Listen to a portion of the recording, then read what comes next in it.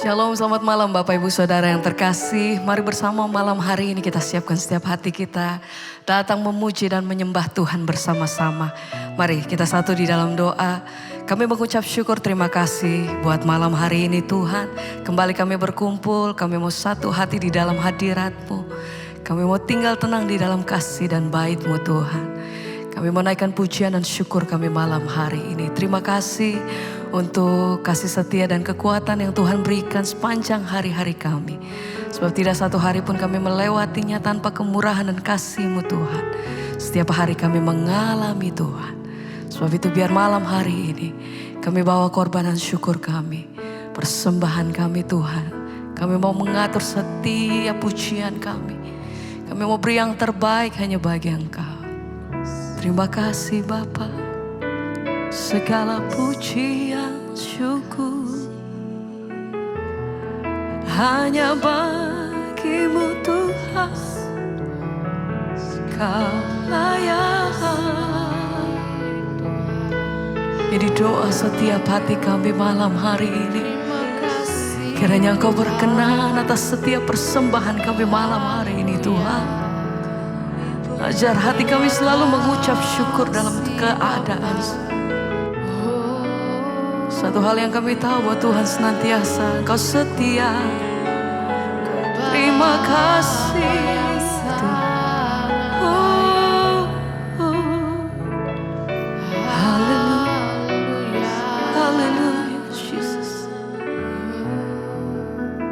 Lebih luas dari samudra kebaikan-Mu Bapa takkan habis di hidupku. Lebih tinggi dari cakrawala, amin. Tak terbatas kasih-Mu. Sungguh ku bersyukur. Mari. Lebih luas dari samudra. Mari bawa setiap persembahan-Mu malam hari. Naikkan pujian syukur-Mu. Katakan terima kasih Tuhan. Lebih tinggi tak terbatas kasih. Kami bersyukur Tuhan. Sama-sama mari. Lebih luas dari samudra kebaikan-Mu Bapa takkan habis di hidupku. Lebih tinggi dari cakrawala, tak terbatas kasih-Mu. Sama-sama mari angkat suaramu. Lebih luas dari samudra kebaikan-Mu. Malam hari ini kami bawa setiap pujian syukur kami. Terima kasih.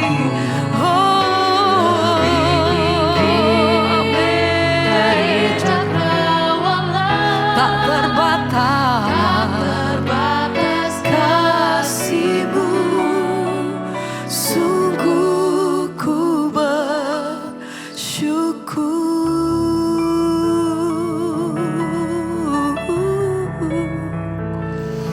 Kami mengucap syukur selalu. Terima kasih Tuhan. Anugerah-Mu nyata dalam hidup. Kami bersyukur selalu buat semua yang Tuhan perbuat dalam hidup kami. Kasih setia-Mu, penyertaan-Mu sempurna dalam hidup kami sampai hari ini Tuhan. Dan malam hari ini kami mengangkat setiap hati kami. Biar kuasa hadirat-Mu itu yang bawa setiap hati kami naik. Hadirat-Mu itu yang menguatkan setiap hati kami. Hadirat-Mu itu yang memulihkan kami Tuhan.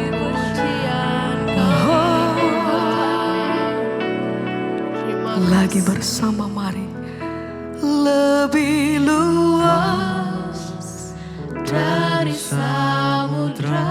kebaikan-Mu Tuhan.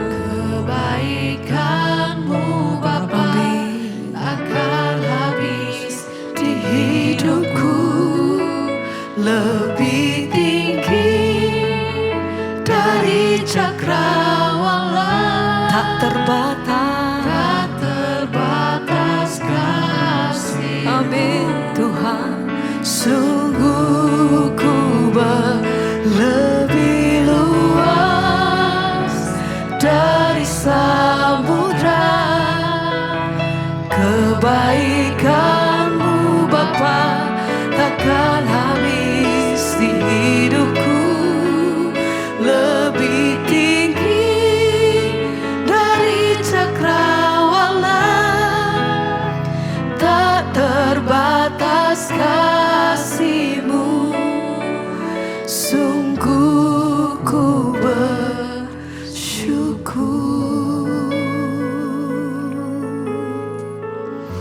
Tuhan, nyatakan kasih-Mu atas setiap kami pribadi lepas pribadi. Dimanapun kami saat ini, kami percaya Tuhan bahwa kehadiran-Mu itu nyata bagi setiap kami. Kuasa-Mu itu nyata dalam hidup kami. Apapun yang terjadi, apapun yang kami hadapi hari-hari ini Tuhan, satu hal yang kami percaya, kami punya Tuhan yang senantiasa berjalan bersama-sama dengan kami. Kau selalu ada di dalam perjalanan hidup kami Tuhan. Tuhan tidak pernah meninggalkan setiap kami. Kasih-Mu itu nyata, kekuatan, pengharapan kami selalu terima daripada-Mu Tuhan. Terima kasih Tuhan. Biar hati kami selalu mengucap syukur, karena kasih-Mu selalu nyata.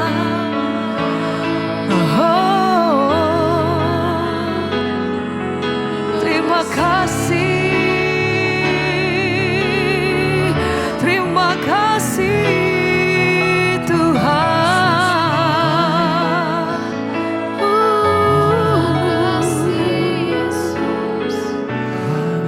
Sama-sama mari angkat hatimu, katakan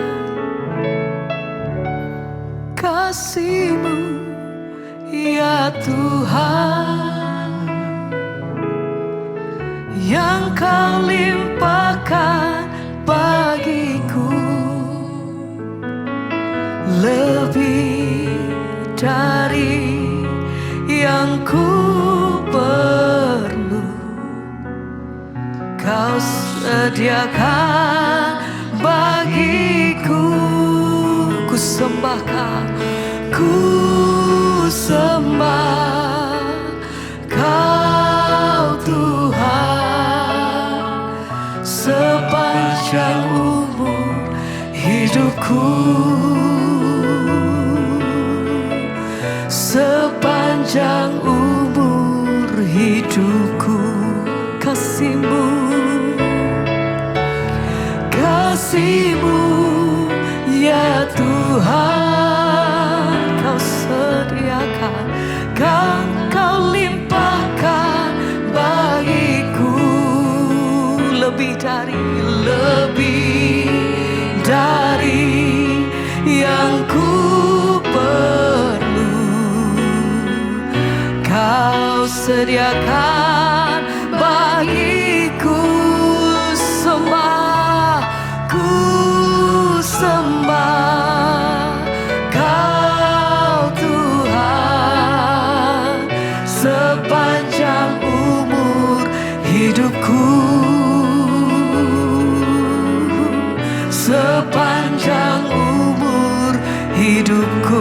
Lagi bersama-sama mari katakan kasih-Mu ya Tuhan,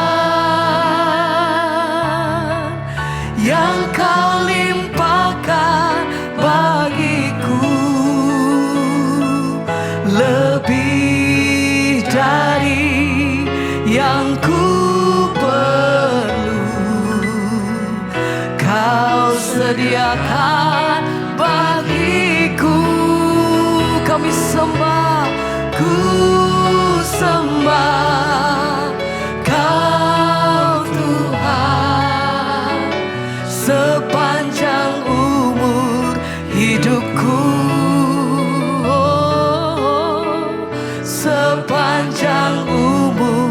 hidupku. Sekali lagi sama-sama. Kasih-Mu ya Tuhan, yang Kau limpahkan bagiku, lebih dari yang ku perlu. Amin. Kau sediakan bagiku, sembah, ku sembah Kau Tuhan sepanjang umur hidupku, sepanjang umur hidupku.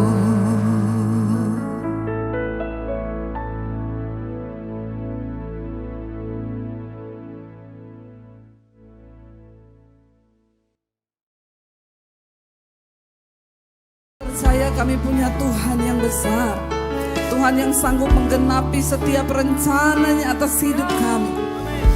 Tidak ada yang lain yang kami minta Tuhan. Genapi rencana-Mu, genapi kehendak-Mu atas hidup kami.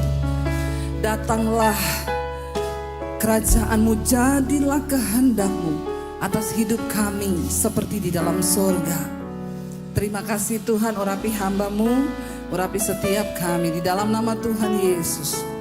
Yang siap terima firman Tuhan katakan bersama, amin, amin, amin. Tepuk tangan buat Tuhan Yesus, silahkan duduk. Haleluya. Shalom.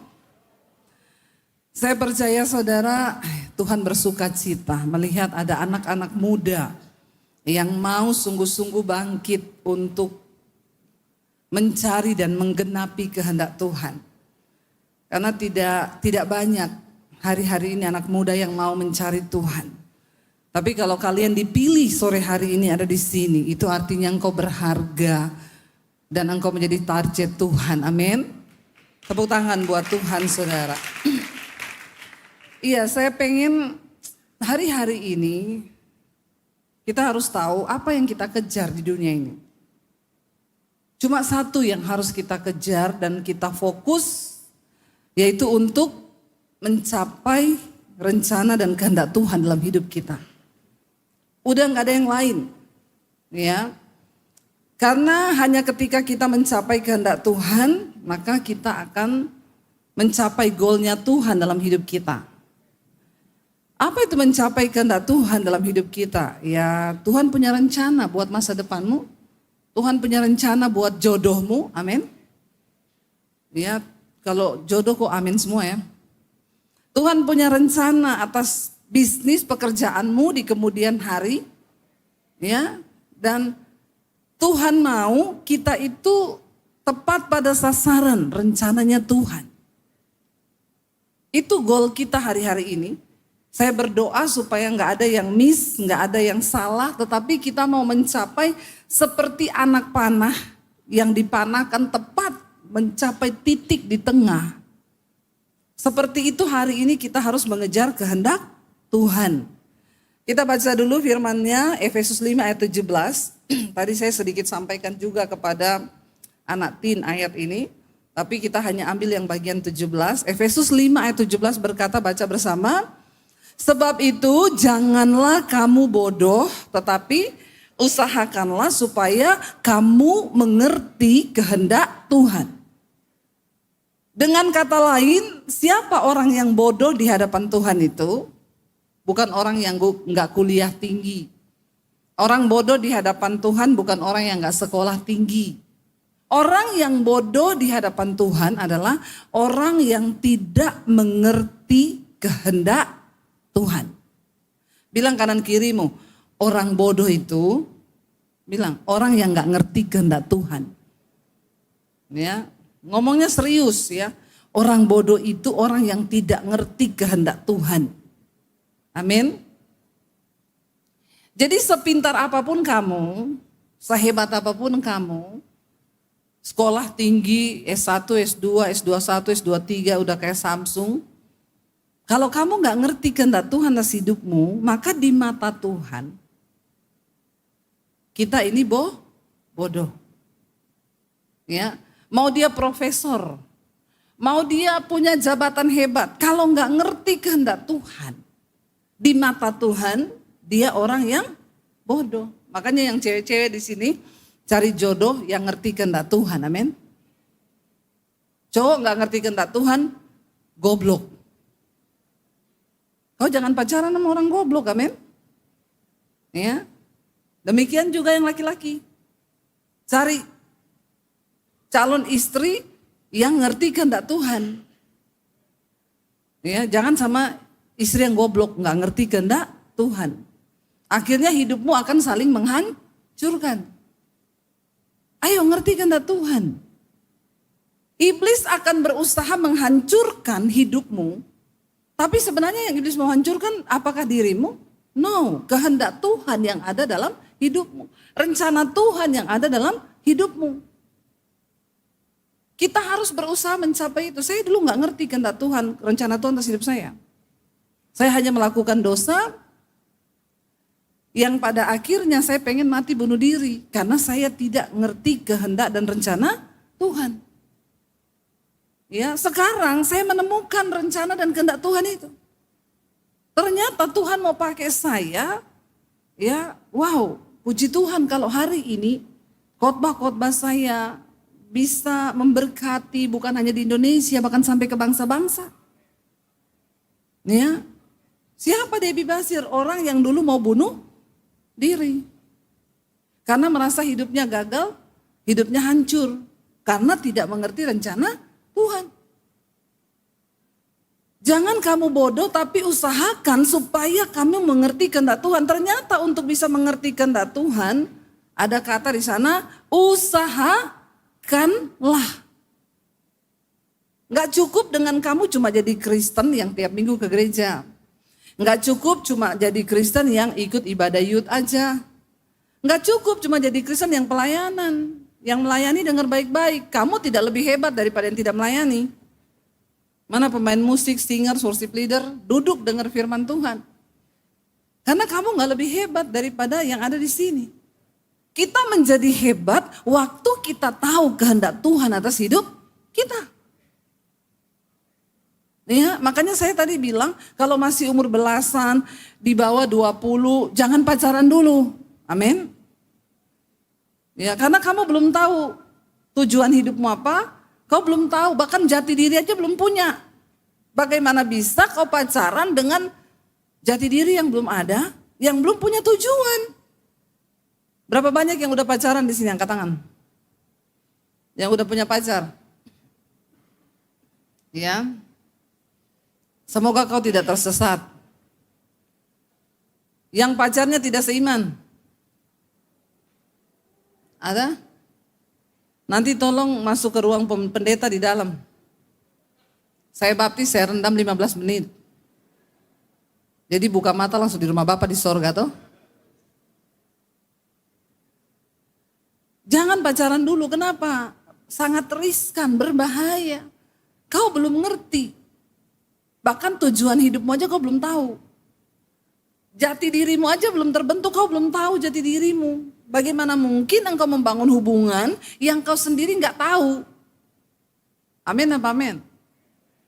Tujuan orang pacaran itu untuk apa? Yang sudah pacaran tadi angkat tangan? Siapa? Coba boleh dijawab nggak? Tujuan pacaran itu apa? Ada yang bisa jawab? Dapat sepeda loh di bawah. Ada yang bisa jawab tujuan pacaran itu apa? Ayo, angkat tangan terus jawab ya. Tujuan orang berpacaran itu apa? Yang belum pacaran juga nggak apa-apa, jawab aja. Ini penting loh, bayangkan tujuan pacaran aja nggak tahu. Terus kenapa kau pacaran? Nah ini banyak anak-anak Kristen yang bodoh.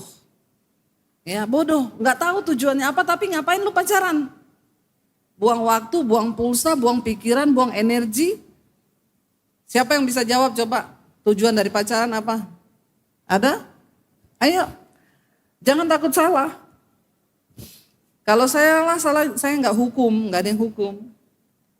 Satu orang aja, saya cuma butuh satu jawaban aja.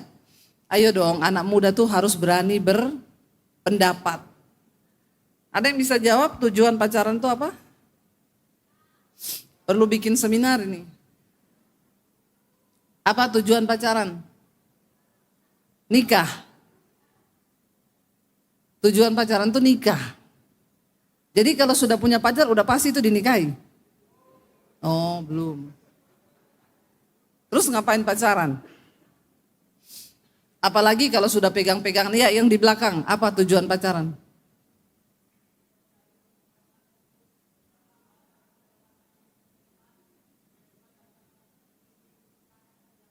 Panjang kayaknya kamu maju deh ke depan sini.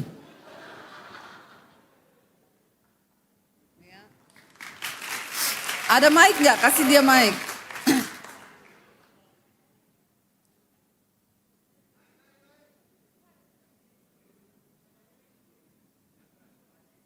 Ya, apa tujuan pacaran?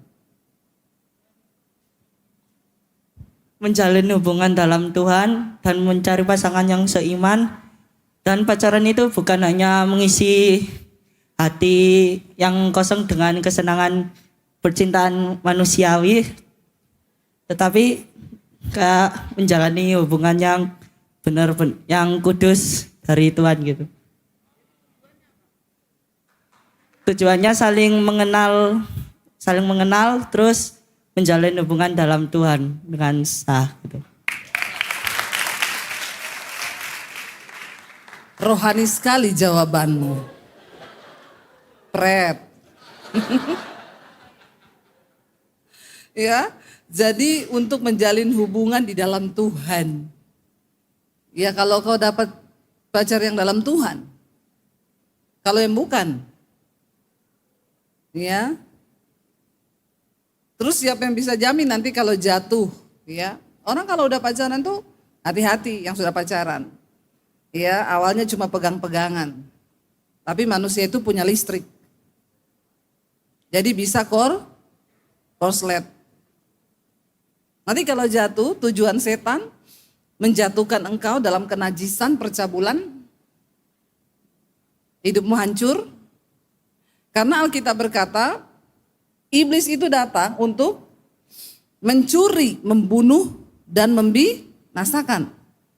Berapa banyak orang yang akhirnya pacaran berakhir pada bunuh diri, stres, lari ke narkoba. Kalau engkau belum menemukan jati dirimu dalam Tuhan, sebaiknya jangan pacaran dulu. Ketika saya mengenal Tuhan Yesus, Tuhan ubah paradigma saya menjadi manusia baru mata saya terbuka. Dan saya mulai berdoa begini, Tuhan, kasih saya jodoh. Tujuan saya menikah adalah untuk menggenapi rencana Tuhan atas hidup saya. Jadi kalau ada cowok yang mendekati saya yang akan menggagalkan rencana Tuhan atas hidup saya, tolong Tuhan usir dia jauh-jauh. Kalau engkau sudah punya pandangan yang seperti ini, ya saya yakin saudara, tidak akan ada pernikahan Kristen yang gagal di tengah jalan bercerai. Ya, karena sekarang itu kalau kau nggak ngerti rencana Tuhan, kau jadi Kristen ngangong-ngangong. Ngerti nggak Kristen ngangong-ngangong? Ditanya kamu tahu nggak kehendak Tuhan apa? Nggak tahu. Nggak ngerti. Ditanya kehendak Tuhan, kamu menikah buat apa? Ya maksud jomblo. Ya menikah. Harus ada tujuan Tuhan. Saya bilang Tuhan, saya mau menikah untuk menggenapi rencana Tuhan. Kalau laki-laki itu mau menggagalkan rencana Tuhan atas hidup saya, maka Tuhan usir dia jauh-jauh dari saya. Lebih baik saya tidak menikah daripada saya ketemu orang yang akan menghancurkan rencana Tuhan atas hidup saya.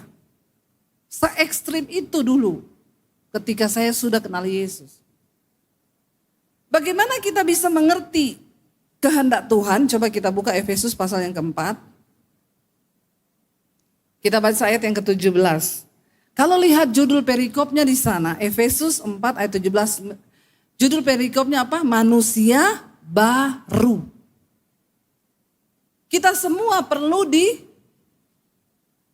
diciptakan kembali menjadi manusia baru. Karena kita dilahirkan oleh produk dosa. Semua manusia telah jatuh ke dalam dosa dan kehilangan kemuliaan Allah. Kita perlu diciptakan kembali menjadi manusia baru. Kayak sampah itu didaur ulang. Bagaimana kita bisa mengalami manusia baru? Baca ayat 17, sebab itu kukatakan dan kutegaskan ini kepadamu di dalam Tuhan. Baca sama-sama. Jangan hidup lagi sama seperti orang-orang yang tidak mengenal Allah dengan pikirannya yang sia-sia. Semua dimulai dari mindset. Cara kita berpikir. Ya. Berubahlah oleh pikiranmu supaya engkau dapat membedakan mana kehendak Allah, apa yang baik, yang berkenan dan yang sempurna. Dimulai dari cara berpikir. Ayo coba pegang semua kepalanya. Bilang, Tuhan, ubah cara berpikirku dalam nama Yesus. Tiap hari perkatakan itu, sudah. Semua pikiran sia-sia aku buang dalam nama Yesus. Jangan hidup lagi sama seperti orang yang tidak mengenal Allah dengan pikirannya yang sia-sia. Sehari 24 jam, apa yang kau pikirkan? Berapa banyak waktu yang kau pikir untuk engkau menggenapi rencana Tuhan? Berapa banyak waktu yang kau pakai untuk sia-sia memikirkan hal-hal yang sia-sia? Tadi sore saya sampaikan, saudara, ada seorang yang bertanya, ya, kepada AI, dia bilang kalau kamu jadi iblis, bagaimana kamu bisa menipu orang Kristen, terutama anak-anak muda? Lalu di AI-nya menjawab, kalau saya jadi iblis, saya akan berikan kepada mereka bukan hal-hal yang menakutkan, tapi hal-hal yang menyenangkan. Karena anak muda itu suka hal-hal yang menyenangkan. Saya akan kasih mereka semua yang mereka inginkan. Terutama saya kasih mereka handphone. Dan saya akan beri mereka tiap hari kalau bisa dopamin dalam diri mereka itu keluar. Dopamin itu sejenis hormon yang seperti morfin, endorfin. Yang terus keluar sehingga kau merasa hidupmu nyaman, aman. Dan hari ini ya, para ahli menyimpulkan setiap hari dopamin itu keluar paling banyak saat kau ngapa? Scroll. Berjam-jam. Seperti orang ketagihan kita dibuatnya. Kenapa? Setiap kali kau scroll itu dopamin keluar. Yang kedua, game online. Ya. Yang ketiga, kau nonton film porno. Setan bilang, saya nggak kasih mereka hal-hal yang menakutkan, hal-hal yang, tapi saya kasih hal-hal yang menyenangkan. Sehingga mereka masuk dalam rasa aman yang palsu. Dan aku akan menjerat mereka sehingga daya pikirnya lumpuh. Berapa banyak sekarang anak muda yang bilang, AI itu, ChatGPT itu penolongku. Kau tidak lagi bertanya sama Tuhan, kau enggak lagi bertanya kepada firman Tuhan. Perlahan mulai tergantikan, sudah orang gak baca Alkitab, semua apa-apa tanya sama ChatGPT, AI sekarang bisa. Bahkan tanpa kita sadari, hidup kita sekarang dipimpin oleh algoritma kan. Pernah nggak kamu berpikir gini, saya baru berpikir loh tiba-tiba muncul. Pernah nggak? Pernah ya? Kita baru berpikir nih. Saya nih baru berpikir ketika sakit di sebelah kiri saya pikir gini, apa saya ini kena batu empedu ya? Tiba-tiba besoknya muncul. Obat batu empedu tiap hari muncul. Saya bilang setan bener ya ini ya? Sering loh begitu, baru mikir apa nih? Baru mikir ini tiba-tiba muncul. Itu sering banget loh dan saudara pikir itu biasa. Jangan terlalu bergantung. Hari ini kau harus sadari itu. Firman Tuhan bilang semua dimulai dari cara berpikir. Pikirkanlah semua yang baik, yang adil, yang manis. Pikirkanlah firman Tuhan. Taruh banyak firman di otakmu. Karena firman itu yang akan memimpin hidupmu. Jangan kita hidup lagi sama seperti orang-orang yang tidak mengenal Allah dengan pikirannya yang sia-sia. Apa yang kau pikirkan hari-hari ini? Setiap hari saya memikirkan Tuhan, apa yang bisa aku lakukan untuk aku menyenangkan Engkau Tuhan.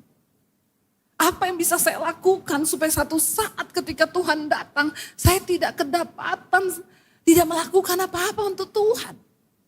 Satu kerinduan saya, Tuhan aku pengen ketika Tuhan datang, Engkau berkata bahwa Engkau berkenan kepadaku. Itu yang setiap hari saya pikirkan, saudara. Saya selalu bertanya, Tuhan apakah ketika Engkau datang, aku ini terpilih menjadi anak-anak yang kekasih, menjadi hamba yang setia, yang melakukan apa yang menjadi kehendak Tuhan. Setiap malam saya bertanya. Setiap malam saya merenung, kalau hari ini kiamat, kalau malam ini Tuhan datang dan terjadi pengangkatan, apakah aku masuk di dalam orang-orang yang akan diakui oleh Tuhan bahwa aku layak? Itu loh yang selalu saya pikirkan, saudara. Saya kadang bingung melihat orang yang hidup tanpa pernah mau tahu isi hati Tuhan. Tanpa pernah mau tahu apa kehendak Tuhan. Jangan terlalu berani hidup tanpa engkau memikirkan apa yang menjadi kehendak Tuhan dalam hidupmu dalam masa mudamu. Karena sekali engkau terpeleset, saudara, ingat iblis tidak memberikan engkau hal-hal yang menakutkan hari-hari ini. Tapi iblis kasih hal yang menyenangkan. Menyenangkan. Kenapa saya melarang kamu pacaran sebelum engkau tahu tujuan dari pernikahan? Supaya kau tidak jatuh. Banyak orang Kristen pacaran tidak kudus, akhirnya jatuh melakukan dosa. Hidup dalam kenajisan. Kalau engkau sudah hidup dalam kenajisan, hancur. Engkau tidak mungkin bisa berpikir untuk melakukan kehendak Tuhan.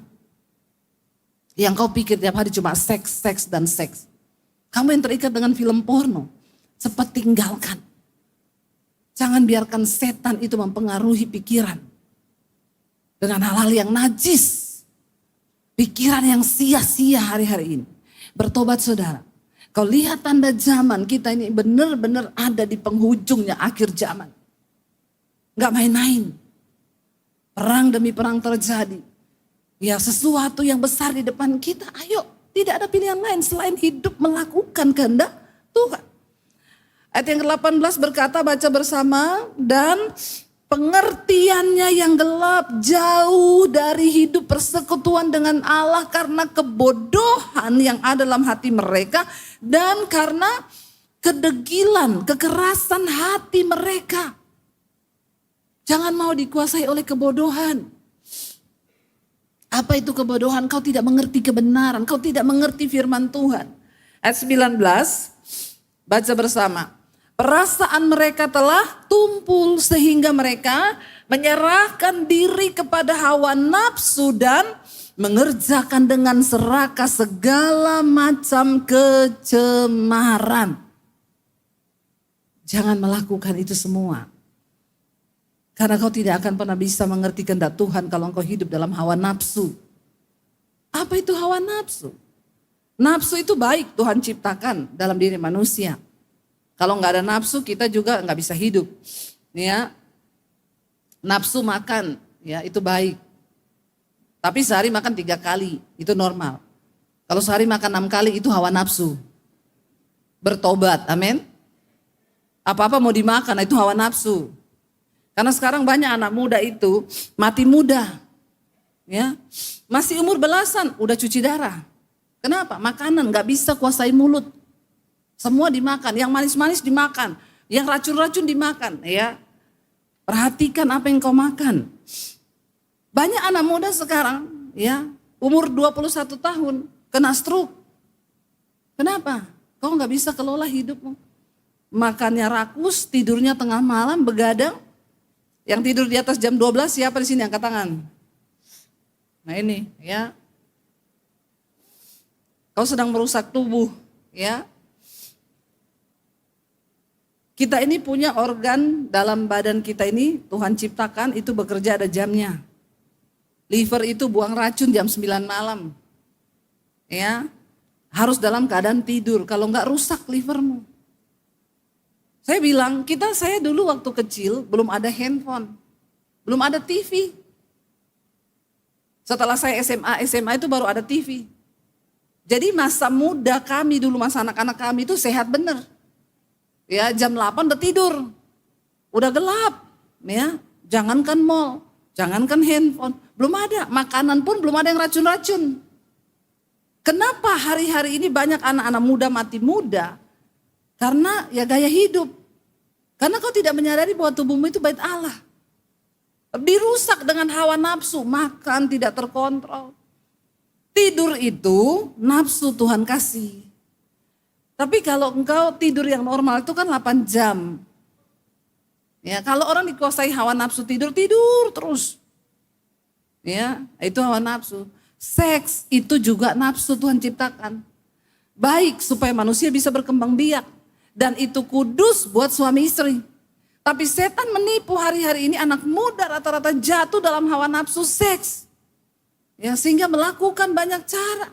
Bersinah, melakukan hal-hal yang tidak pantas. Bahkan laki-laki melakukan kemesuman dengan laki-laki. Saya berdoa di sini nggak ada boti-boti, amin. Jangan ada boti di antara kita. Ya, Tuhan menciptakan itu normal. Adam dan Hawa, bukan Adam dan Eben. Ya, jadi bertobat. Nggak ada lesbi, sekarang banyak loh lesbi. Ya, perempuan sama perempuan. Dan lesbi zaman now itu bukan model-model kayak saya gini, rambut pendek, tomboy. Ternyata rambutnya panjang dan di kalangan mahasiswa. Di kalangan mahasiswa sekarang udah nyata-nyata. Pacaran cewek sama cewek. Ngeri dunia sekarang ini. Belum yang merokok. Saya sama suami kita makan di satu restoran. Selesai makan anak-anak muda yang remaja itu keluar. Saya pikir mau ngapain. Semua begini. Nggak ada asapnya sih. Tapi semua merokok ternyata. Memang zaman ini sekarang saudara orang nggak peduli lagi. Yang saya kalau ada di antara kalian begitu-begitu, tobat ya sebelum kena murka Tuhan loh, bertobat, tinggalkan semua dosa itu. Ya, dan dikatakan di sana ayat 20 apa? Tetapi kamu, ayat 20 baca bersama. Tetapi kamu bukan demikian. Kamu telah belajar mengenal Kristus. Kita enggak orang-orang seperti itu. Sebab kita sudah belajar untuk mengenal Tuhan Yesus. Mengenal kebenaran. Jadi kita bukan termasuk orang-orang yang melakukan hal-hal yang seperti itu. Lalu dikatakan ayat 21, karena kamu telah mendengar tentang Dia dan menerima pengajaran di dalam Dia menurut kebenaran yang nyata dalam Yesus. Karena kalian telah menerima Kristus dan setiap hari Minggu di gereja, setiap yud kamu mendengar pengajaran tentang firman Tuhan. Jangan biarkan pengajaran itu berlalu begitu saja, tapi biarkan firman Tuhan itu mengubah hidup kita. Saya bicara begini bukan saya tidak mengalami dosa apa, saya sudah coba semua dosa dulu. Jadi kalau kau baru mau belajar dosa, kasihan deh lu. Saya dulu sudah melewati semua dosa itu. Saya sudah coba semua sampai berakhir saya pengen mati bunuh diri. Tahun 95 saya pengen mati mengakhiri hidup saya. Karena ternyata dosa tidak membawa damai sejahtera. Dosa membuat saya akhirnya pengen mati. Kau pikir setelah kau dibujuk iblis melakukan dosa dan itu hanya begitu saja? No. Setan akan berusaha menguasai engkau dan membujuk. Dia datang untuk mencuri, membunuh dan membinasakan. Jangan main-main. Sekali kau masuk dalam jeratnya, kau gak akan pernah bisa keluar kalau bukan karena kasih karunia Tuhan. Datang berserah di kaki Tuhan. Saya ngomong begini karena saya pun pernah mengalami dan ayat ini benar banget. Setelah saya menerima Tuhan Yesus, saya mendengar tentang Dia, menerima pengajaran di dalam Dia. Yaitu kamu ayat 22, berhubung dengan kehidupan kamu yang dahulu harus menanggalkan manusia lama supaya kau dilahirkan kembali. Yang menemui kebinasaannya oleh apa? Nafsunya yang menyesatkan. Supaya engkau bisa menerima dan mengerti kehendak Tuhan. Ayo berubah. Ya berubah selama masih ada waktu. Ayat 23 baca supaya apa? supaya kamu dibaharui di dalam roh dan pikiranmu. Dimulai dari dalam roh. Datang di kaki Tuhan, bilang Tuhan ini hidupku, ubah aku Tuhan. Karena perubahan itu gak akan pernah terjadi kalau engkau tidak datang duduk di kaki Tuhan dan memberikan hidupmu kepada Tuhan. Perubahan itu baru akan terjadi ketika engkau datang dan menyerahkan hidupmu di kaki Tuhan. Datang sama dia. Datang sama Tuhan, tutup pintu kamarmu, masuk di kamarmu, doa Tuhan ini hidupku Tuhan. Ubahkan aku Tuhan. Dan dikatakan di sana, supaya engkau dibaharui dalam roh dan pikiranmu dan apa 24, dan mengenakan manusia baru yang telah diciptakan menurut kehendak Allah di dalam kebenaran dan kekudusan yang sesungguhnya. Kita ini perlu disetting ulang. Otak kita, pikiran kita, ya perlu disetting ulang saudara. Kita perlu diisi oleh kebenaran firman Tuhan. Barulah hidup kita ini mulai pada babak yang baru.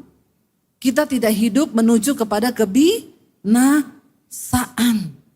Tapi kita hidup menuju kepada kehendak dan rencana Tuhan. Tuhan mau pakai hidupmu berdampak bagi banyak orang. Kalau saya tidak membuka hati menerima Tuhan Yesus saat itu. Hari ini Debbie Basir itu udah mati karena bunuh diri. Hidup saya cuma menjadi catatan sampah.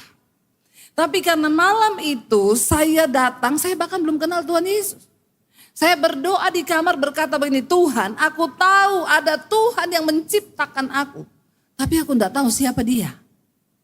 Tapi saya percaya Tuhan yang menciptakan saya itu ada dan engkau hidup. Karena itu malam ini Tuhan tunjukkan dirimu kepada saya. Supaya saya mengerti apa rencanamu menciptakan saya di dunia. Itu doa saya ketika malam saya mau bunuh diri. Saya bilang Tuhan sebelum saya bunuh diri. Siapapun engkau saya gak peduli dengan agama lagi. Tapi saya pengen ketemu Tuhan yang menciptakan saya ke dunia. Kenapa kau kurang kerjaan ciptakan saya Tuhan. Cuma untuk saya bikin dosa. Lalu kalau saya mati bunuh diri saya pasti masuk neraka. Nah sebelum saya mati bunuh diri saya pengen kau tunjukkan dirimu sama saya. Iman yang hanya sekecil sebiji sesawi itu ternyata diperhitungkan Tuhan. Malam itu Tuhan datangi saya dan saya berjumpa secara pribadi dengan Tuhan Yesus. Dan itu titik balik hidup saya. Hari ini saya mau bilang, siapa Debbie Basir sekarang? Karena anugerah Tuhan saya bisa menjadi berkat bagi banyak orang. Ternyata rencana Tuhan begitu dahsyat. Coba kalau saya sudah mati hari itu. Cuma terbersit di dalam otak dan pikiran saya. Cuma satu kata, aku pengen kenal penciptaku. Itu tok, selesai. Tidak ada yang lain. Saya bukan anak pendeta yang pintar berdoa. Bahkan saya tidak kenal Tuhan Yesus. Saya bukan dari orang agama Kristen. Saya cuma datang dan bilang, Tuhan, kalau saya saudara yang bukan dari Kristen bisa mengalami Tuhan dan rencananya. Apalagi kalian yang memang sudah dipilih sejak di dalam kandungan ibu. Engkau sudah menerima kasih karunia Tuhan itu. Jangan sia-siakan hidup. Kita gak punya banyak pilihan. Dunia sedang berubah begitu cepat. Mengharapkan masa depan apa kita dengan kepintaran kita? Tidak ada. Kau belum cari kerja hari ini yang dipecat sudah ratusan ribu bahkan jutaan orang. Zaman dulu orang cari kerja, satu orang dia bisa melamar ke 5 perusahaan. Hari ini 5 orang cari satu lowongan. Sulit. Dunia berubah, gak ada yang bisa mengendalikan. Kau terima atau tidak, kau siap atau tidak, dunia ini sedang berubah. Kau masih sekolah, belum kerja. Yang dipecat sudah jutaan orang. Rasanya tidak ada harapan. Tapi Tuhan bisa memberikan kepadamu harapan yang baru. Sehingga hidupmu bisa berdampak dan menjadi berkat bagi banyak orang. Amin. Saya sedang menceritakan apa yang Tuhan buat dengan hidup saya. Saya sedang menceritakan apa yang Tuhan Yesus kerjakan dengan hidup saya saudara. Dan ini bukan dongeng, itu benar-benar terjadi. Bagaimana Tuhan pakai hidup saya hari ini. Saya ketemu banyak orang yang berkata, Bu terima kasih lewat khotbah Ibu kami gak jadi bercerai. Banyak yang berkata, Bu terima kasih lewat khotbah Ibu saya dulu homo sekarang saya bertobat. Dan itu merupakan satu kebanggaan di hadapan Tuhan kelak. Itu bisa terjadi ketika apa? Ketika engkau datang menyerahkan hidupmu di kaki Tuhan dan berkata, ini aku Tuhan, ini aku. Pakai hidupku Tuhan. Aku pengen ketemu engkau, pengen ketemu rencanamu yang besar atas hidup. Mari hari-hari ini kita pakai hidup kita untuk melakukan kehendak Tuhan. Gak ada yang lain, gak usah bicara muluk-muluk. Kau mau kejar sekolah sampai di mana? Hikmat dunia adalah kebodohan di hadapan Tuhan. Sekolah yang tinggi, belajar yang rajin, tetapi yang terutama kejar kehendak Tuhan atas hidupmu. Amin. Berubah dari cara pikir yang sia-sia. Serahkan hidup yang kudus kepada Tuhan. Berdoa dan katakan, Tuhan ini hidupku, duduk di kaki Tuhan. Itu bisa terjadi cuma waktu apa? Waktu kau datang sama Tuhan. Engkau berlutut di bawah kaki Tuhan dan Tuhan bilang, carilah aku selama aku berkenan untuk ditemui. Berserulah padaku selama aku dekat. Sebab barang siapa yang mengetok, baginya pintu akan dibukakan. Siapa yang mencari, dia akan mendapat. Tapi kau gak akan ketemu selama kau tidak mencari. Gak usah minta didoakan pendeta. Datang sendiri kepada Tuhan, alami Tuhan sendiri. Kita bangkit berdiri bersama.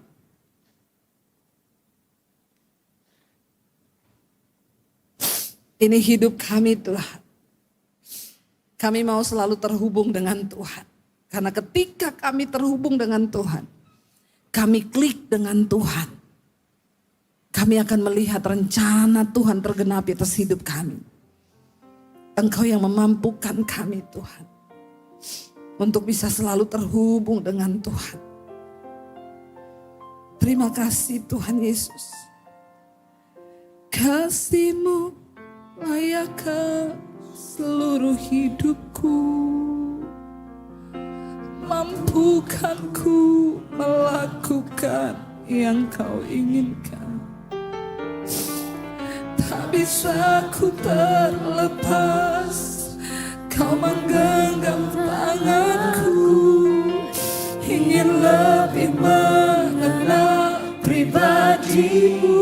Sekali lagi katakan, kasih-Mu layakkan seluruh hidupku, mampukan-Mu melakukan yang Kau inginkan. Tak bisa ku terlepas, Kau menggenggam tanganku, ingin lebih mengenal pribadi-Mu. Terhubung denganmu, yes, Lord Jesus. Selalu melekati hatimu, firman-Mu itulah dasar hidupku yang berdaulat atasku. Lagi angkat tanganmu di hadapan Tuhan, katakan ku terhubung denganmu. Ku terhubung denganmu,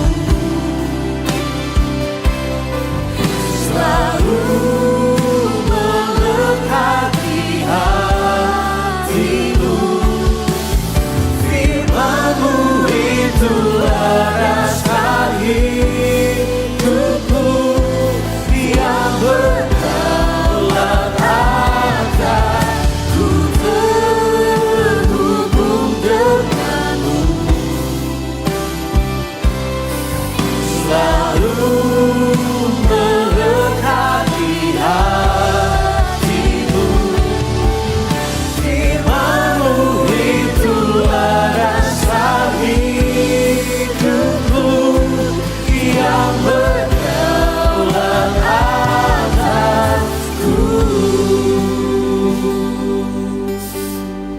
Tadi tutup matamu dalam hadirat Tuhan.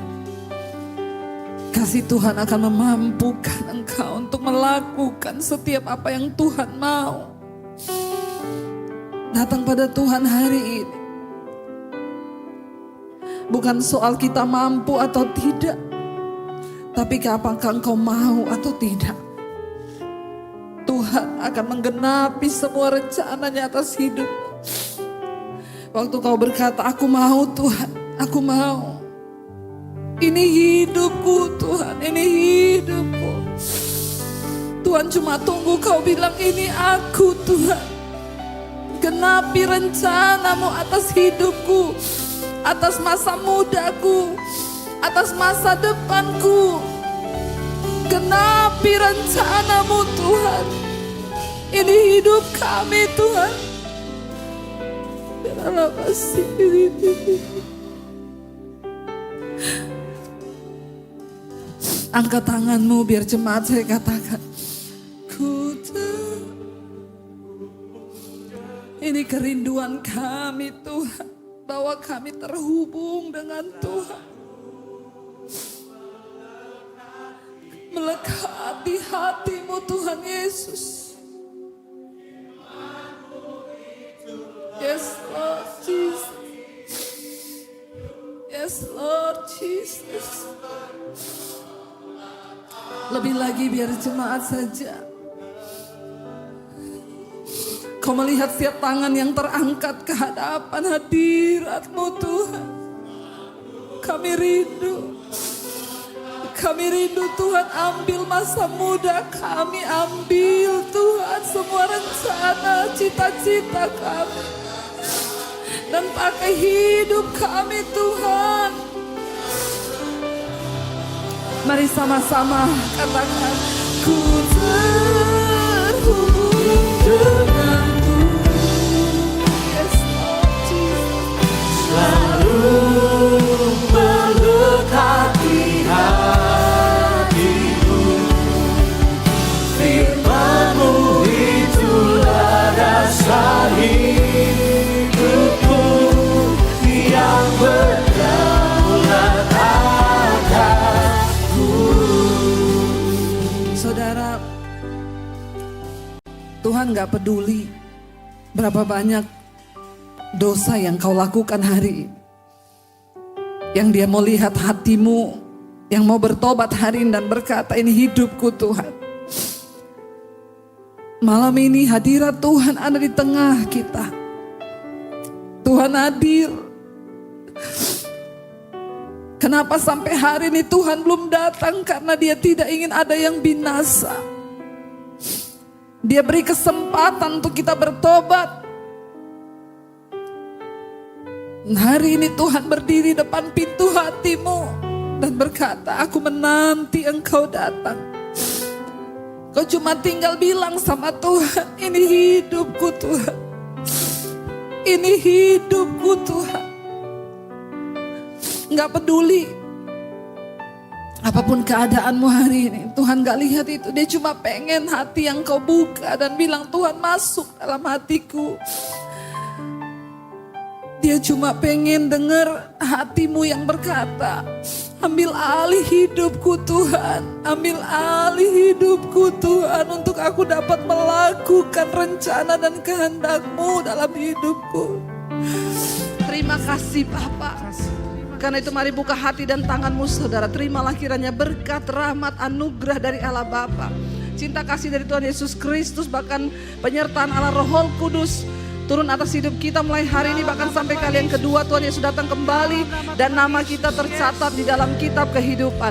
Dalam nama Tuhan Yesus katakan bersama, amin. Sebab kuasa-Mu besar, ku kan tetap kuat selamanya. Ku kuat sebab Kau yang menjaga. Ku kuat sebab Kau